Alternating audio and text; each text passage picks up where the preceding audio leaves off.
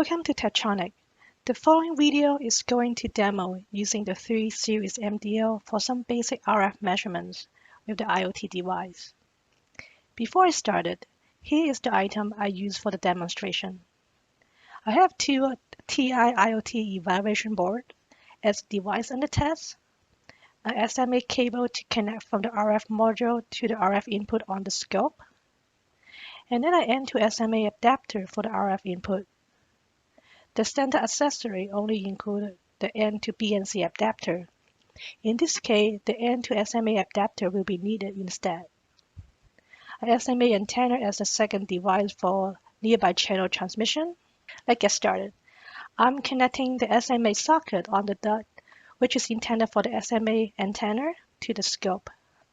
With the direct connection, we should be able to detect the transmission a lot easier. After I connect the cable, I'm going to turn on the RF channel. And next, I'm going to turn on the TX mode on the board. In the demonstration, I'm going to using a CW signal.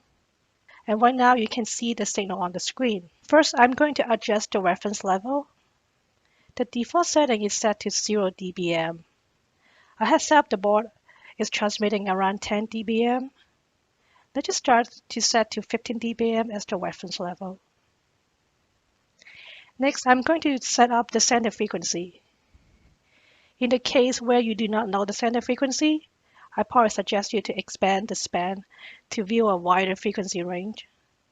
After you narrow down the center frequency, you may want to shorten the span in order to have a better resolution on the signal. That could be done by changing the span and the RBW, the resolution bandwidth.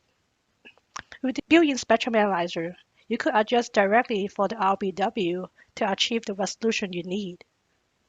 Compared to normal built-in FFT map on the oscilloscope, this is a distinctive feature on the Series MDO with the dedicated RF hardware. Without the RF hardware, you probably need to adjust the setting in the time domain before you're able to see the signal. The ISM band is vary from 433 MHz to up to 2.4 GHz. My duct is specifically for sub-gigahertz IoT device, which mostly intended to use for around 868 MHz to 915 MHz. 868 MHz are mostly used for European region, and the 915 MHz is for the North American region. The 1 GHz built-in spectrum analyzer is standard on the Series MDO, which would be a perfect fit for measuring up to 950 MHz signal. I'm going to set the center frequency at 950 MHz. Now you can see the peak power marker is listed for 950 MHz at the center of the screen. Next, I'm going to narrow down the span to around 50 MHz, and you can see the RBW is down to 50 kHz.